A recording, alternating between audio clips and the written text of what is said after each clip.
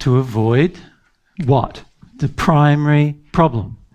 My global experience, my feeling that I'm terrified of pain, my feeling that I'm terrified of any emotion at all unless I can guarantee the fact that it's pleasurable. So what are those techniques? You learnt about them in the first group, didn't you? So let's yell some of them out, shall we? Denial. Excuse. Lie. Minimise. Justify. Somebody said ignorance is a good one. Yes, thanks. Ignore. Deny. Blame. And punish both self and others. And judge both self and others. And so forth. We're great at creating techniques. In fact, unbeknown to ourselves, our soul, our pain, is screaming at us to create techniques.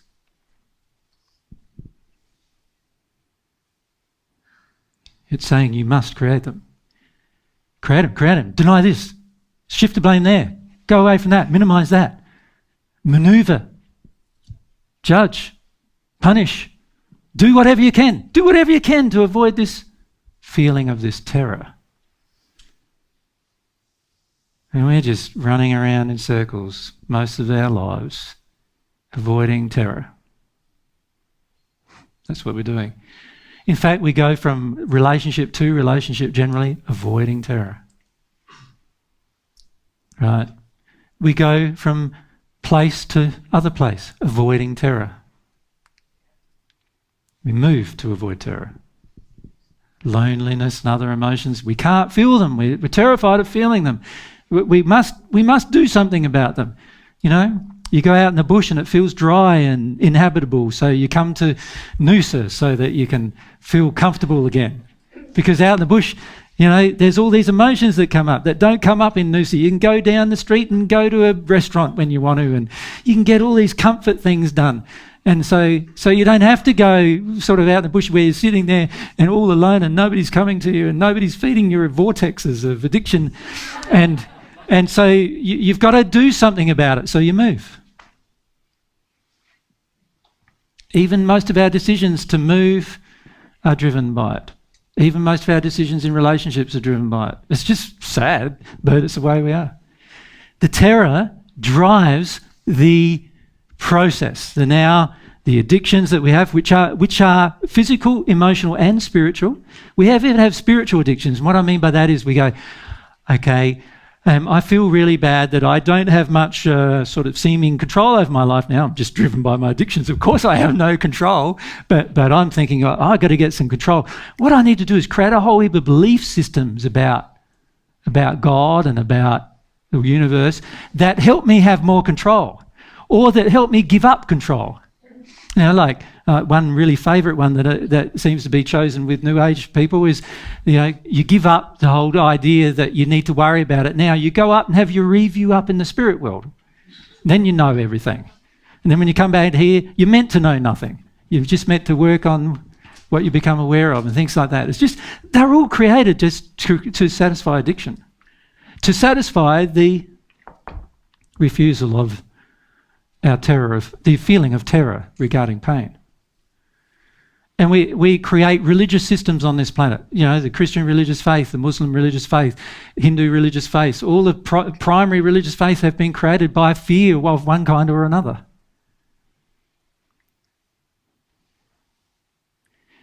Our family operates on fear. You try doing something different to what the family wants you to do. You'll soon see what happens. They go ballistic generally. It's very rare to have a family who doesn't, unless that family has, and the families have a sort of what I would classify as a area of allowances. So here's normal for the family, and here's what little Johnny is able to go plus or minus beyond what is normal, and anything below that or above that is apparent It's out of line. It's not in harmony. So when they're above that, what do? You get back down, right? And when you're below that, what do? Medicate you to get you back up again. You're not allowed to have a set of experiences that are beyond what the family or society defines as normal. You're just not.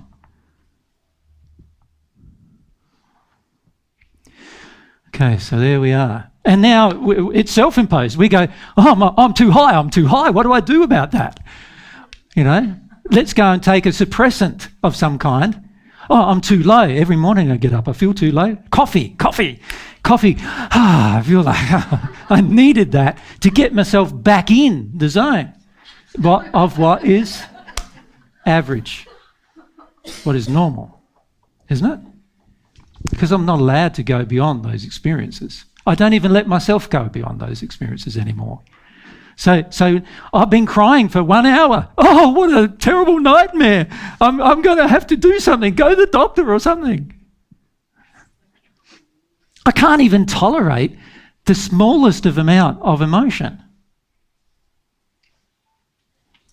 because I'm only allowed to operate within bounds of normal.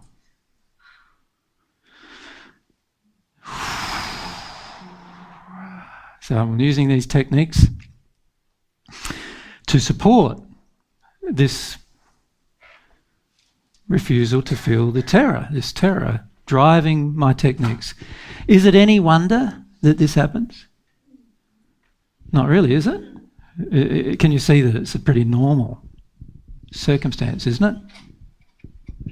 And this is what I'm trying to get at with you, is that you need to have compassion for the sake that this is what's happened. What I see many of you doing is judging, criticising, blaming yourself or blaming others, punishing yourself or punishing someone else who tells you this is happening.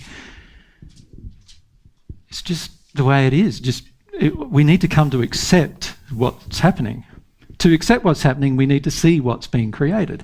To see, and what I see is the majority of you have not allowed yourself, no matter what, if you look back over the years, I've given you discussion after discussion after discussion about all these different things that have been created. And most of you are still in complete denial that this is what's been created inside of you and the reason why. And most of you are in complete denial of this underlying terror. The terror of feeling pain. The feeling of terror of feeling pain is a feeling we will not allow ourselves to even feel or address, even acknowledge. The majority of us don't even acknowledge it's there. While we're madly running around, the mouse that's going around, going nowhere, feeding the addiction to try to get comfort and satisfaction, because the vortexes of all these other painful emotions are so big within me, and I'm so afraid of feeling every one of them. I've got to get someone to satisfy one of them. All of them. All of them need to be satisfied somehow. So I've got all these vortexes going out and all these vortexes going in, and I've got to satisfy them all. So I do. Without even thinking about what I'm doing. And in fact, for the majority of us, we try to think about what we're doing, and we still do it this way anyway. And the reason why is because this terror of pain that exists inside of me, and my refusal to feel the actual pain, is driving the decisions of my facade. My facade is caused by two primary things: my refusal to feel pain and my refusal to feel terror as an emotion. Two things. If I could change those two things, no facade would ever be created. Interesting, huh? Yeah. Alex? So would you say that humility is the most important of the four tools? Well, I was asked exactly the same question in the first group, and my feeling is faith is the most important of the four tools. The reason why faith is because at the beginning you don't have humility, right? And somehow you've got to get from not having humility to having it. And that requires faith in God's goodness. It requires faith that everything will turn out fine. It requires faith that if you do the right thing by just relieving yourself of these two issues, that things will improve in your life. So faith is more important than humility because faith comes before it. Yeah, I can see that. Yeah. Oh, sorry, bro. Yeah. Yeah, I forgot what was the second one. That's all right. So let's talk about the importance of the four tools. Can I ask it? Yeah, fine. But a lot of people release their pain without faith, don't they? No. Most people have pain that they think they're releasing, but actually what they're doing is they're living in this area where their addictions are not satisfied. That's what you've been doing most of the time. Yeah. You've been having what you feel is pain, releasing emotions, but actually the emotions that you've been processing have been emotions based on addictions not getting met. They're not related to this pain, the actual result of the sin that was caused.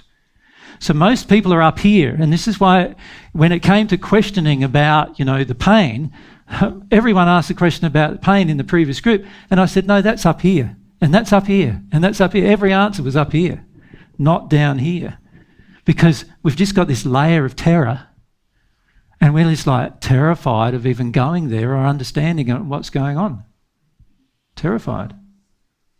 All right? We'll talk more about that as we go along in the group, Alex. Graham, you wanted to ask?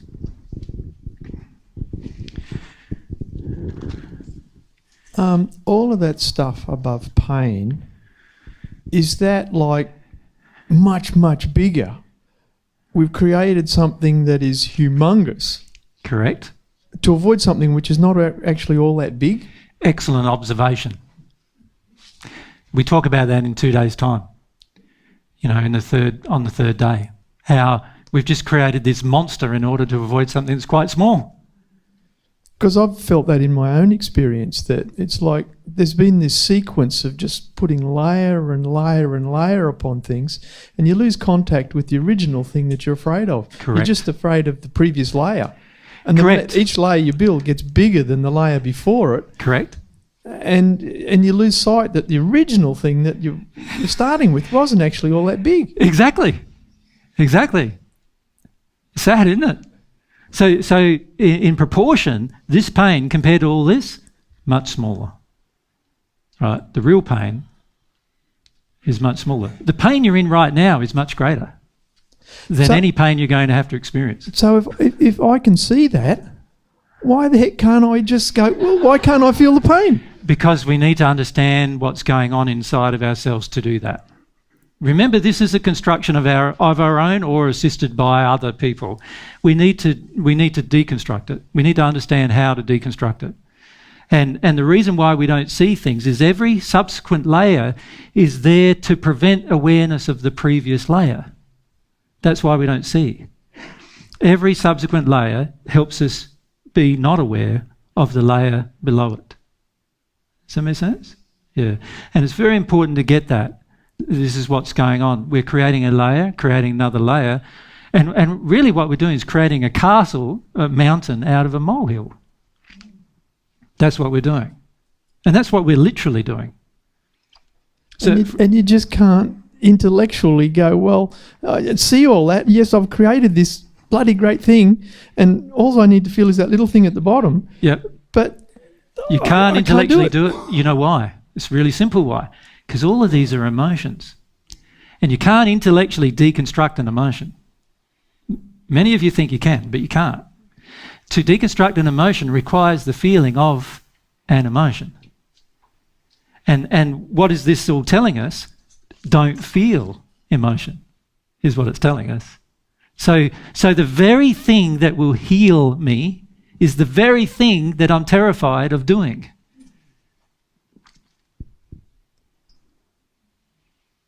Sad, eh? Yeah, it's real sad. So, Paige? So, starting from the top, to actually get down to the real pain, is there going to be a level of terror to kind of step back? Yes, you can get to the see bottom? from what I've diagrammed here, you can see this is going to be a critical stage in your progression, isn't it?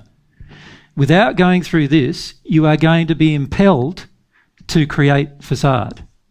So you can deconstruct facade, which is an important part of what you need to do. You need to become aware and deconstruct facade. But a part of deconstructing the facade, you're never going to finish deconstructing facade, in fact, until you feel this. Does that make sense? Until you feel this terror, you're never going to deconstruct facade. You're always going to be, if you don't deconstruct this terror and feel by feeling it, you're always going to feel impelled to create another facade. Does that make sense?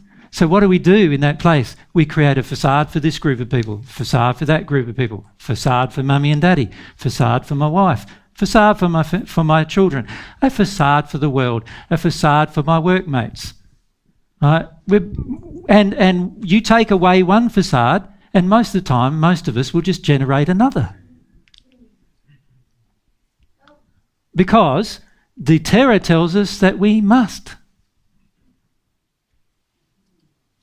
And unless you're prepared to at some point feel this terror, which actually has other links to other issues inside of ourselves, which we'll see later in our, in a few days' time, 3 or 4 days' time, unless you're prepared to deconstruct this terror, highly unlikely you're going to be successful in fully deconstructing a facade.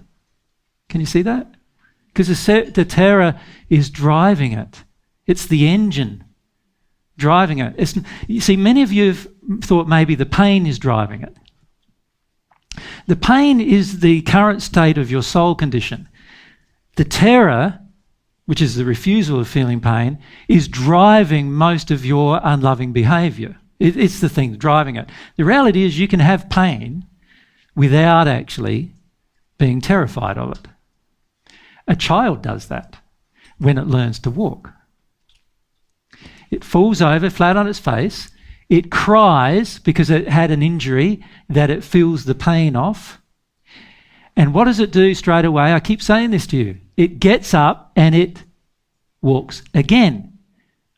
If it had not have released the pain, what would it probably do? Sit there and be terrified of getting up ever again. But because it's allowed to release the pain, there's no judgment of it falling over. The parent often nurses it falling over, and lets the child experience the pain. The child experiences the pain, it's released, and the soul-based imperative of the child, it looks at all the adults around it and it says, you all walk so I can. So it has faith that if it gets up and tries again, eventually it'll learn to walk. And it's faith, which is not yet an intellectual-based thing, is it? It's a soul-based thing, just from noticing its environment. This faith allows it to get up again and walk, and it overcomes any residual terror it might have felt, even, to not engage that behaviour. But as adults, we don't do that. Every single terror, every single fear, every single emotion that we've stored is all just stored there, and it has a definite impact upon our next decision, upon our next choice. And there we are, living in all of the things we need to live in order to suppress the terror of feeling pain. That's what we do. So, Laura?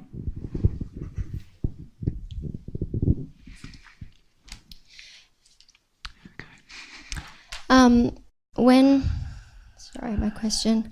When the baby's crying and it's getting the dummy put in its mouth, and it learns that to avoid emotion at all cost because it triggers the parents.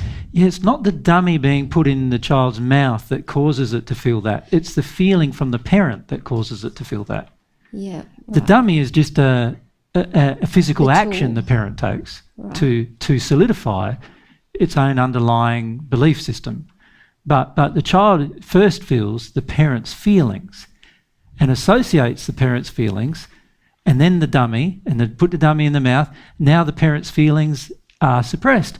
So associates dummy in mouth means mummy and daddy less distressed.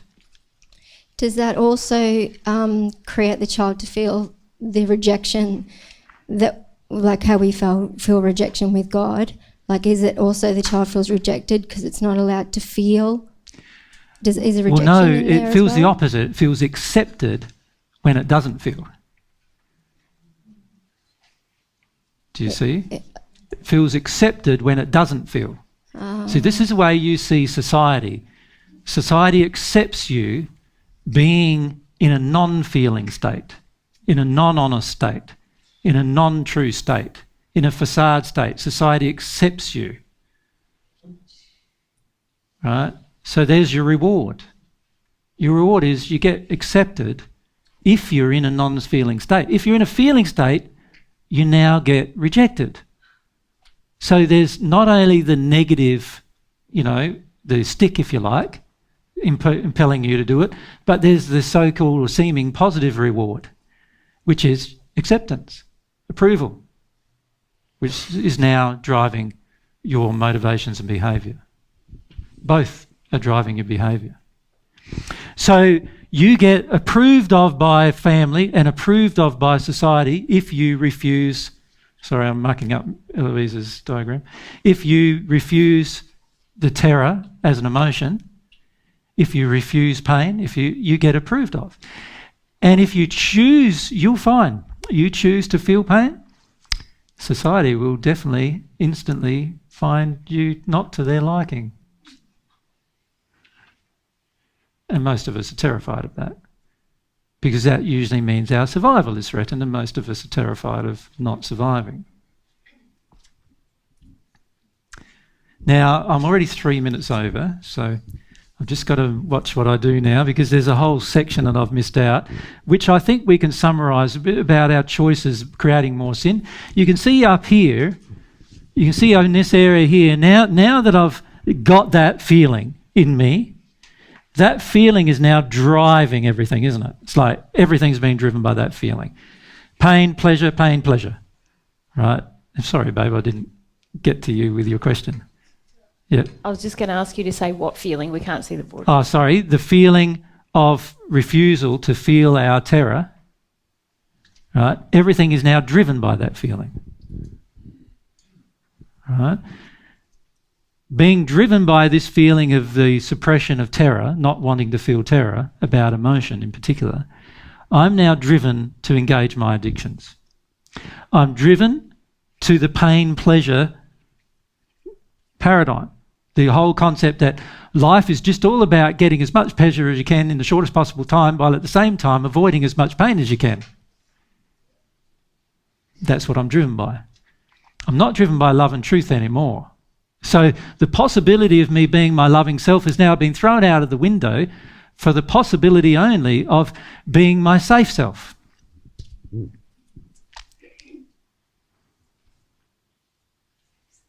My safe self. I feel safe by avoiding my terror and avoiding my pain, and I'm only driven by safety. I'm only driven by the prevention of pain and the desire for, the incessant need for, in fact, pleasure. Because I so badly need pleasure, because there's all these needy things sucking everything into me, and I badly need satisfaction of these particular things. And I'm frantically going in my addictions. Remember the addiction diagram that Mary did in 2014? You remember the cycle of addiction? And in this area, you just, you got to have what you got to have, right? Without, and you guys, think of this. If I don't address my terror and feel it, this global emotion, refusal of terror, if I don't address that, what chance have I got to actually finish up getting rid of my facade? None whatsoever, actually. And I've seen people go on for thousands of years like that. Thousands of years. Just being driven by the incessant demand of the addiction in order to cover over the terror that needs to eventually be felt, but which is being prevented from being felt by creating these techniques, including the technique of denial completely. We start in that place where we're in complete denial that it's even happening. Now, like you, many of you even currently are, I was in complete denial. Complete denial.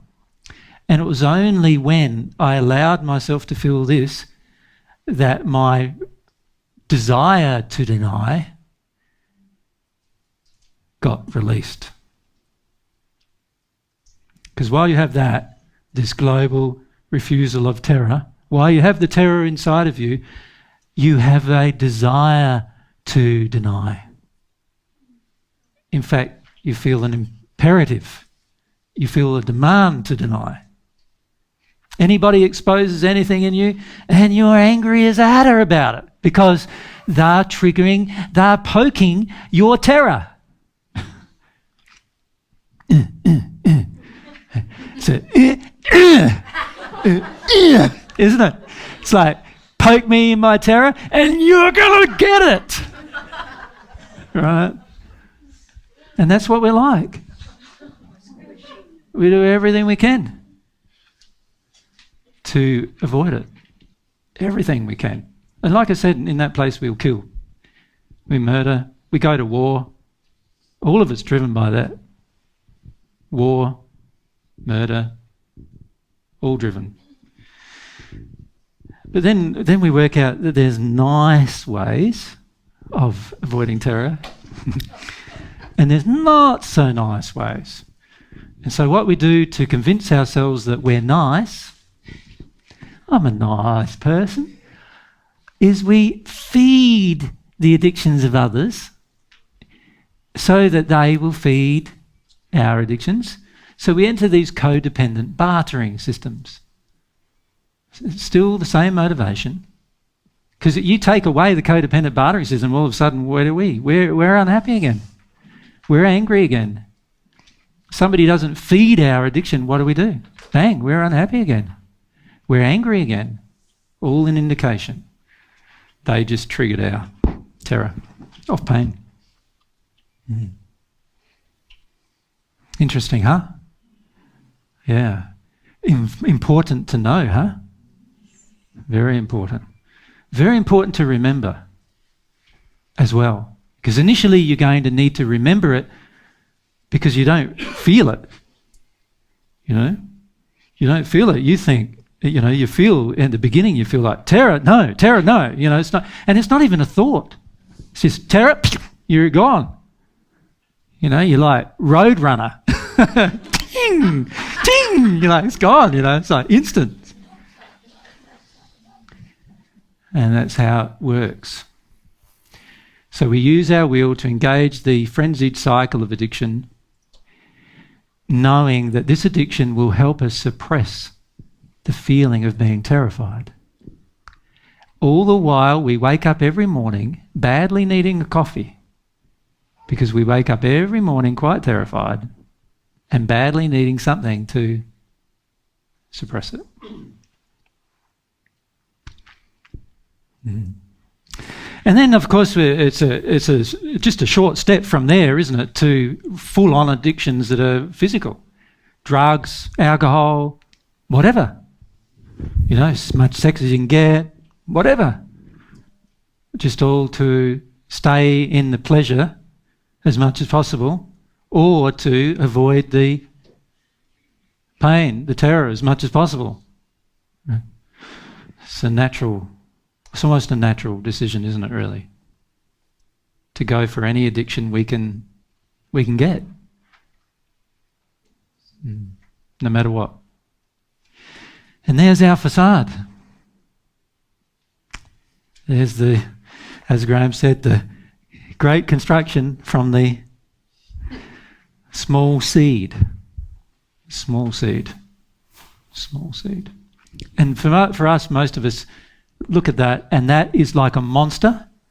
And for most of us, this is the suppression and the calming down of the monster, right? But from God's perspective, this is the monster. Because that's the thing that creates more sin. And that's the thing that creates more pain. And that's the thing that continues the cycle of pain over and over and over again for subsequent generations. The refusal to feel these two things, the pain, the terror itself of pain and pain itself, causes all of our unloving behaviour. It drives our will to such an extent that we don't even think anymore. We can't even think anymore about what to do. We are driven totally by the driving force that comes from within our soul to avoid those two things.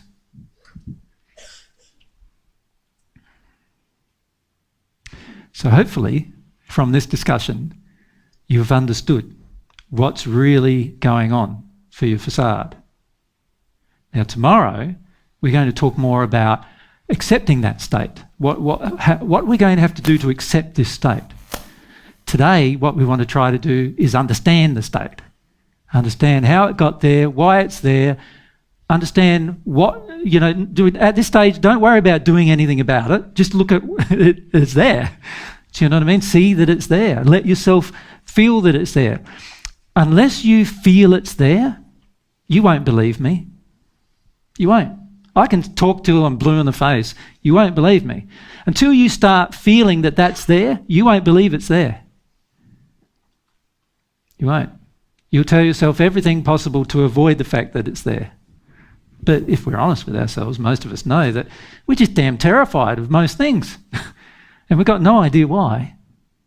And there's a good reason why we've got no idea why. This terror entered us before we even had an idea of anything.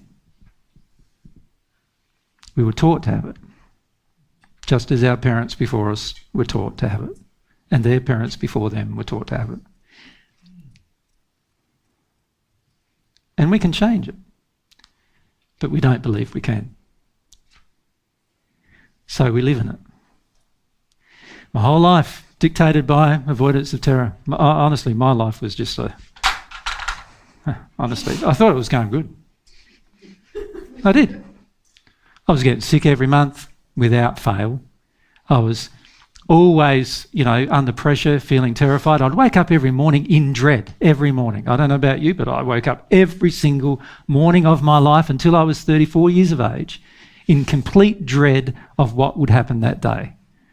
I would sit down the day before at night and write down what could happen that day and then look at what I could do to mitigate and avoid what might happen that day.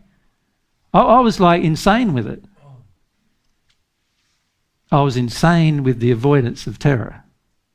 Just insane. Man, it was just full on. And then as soon as I started to try to deconstruct it, man, everyone around me had a meltdown. Like, I didn't melt down, they did. While they were calling me crazy, stupid, whatever. Man, it's just full on. You'll find it. When you go through that terror, you'll find it. You'll see what's going on. The only person that's going to agree with you doing it is a person who's already done it. Good luck with finding one. Yeah. But there's not many on this planet yet. But we're all going to have to, the whole planet's going to have to go through it. The whole planet. If we want real change to happen on this planet, we have to go through it. Yeah. Okay. So hopefully after that discussion, you have understood the creation of your facade, how it came about, what it is, where it comes from, and the two primary driving forces to retain it.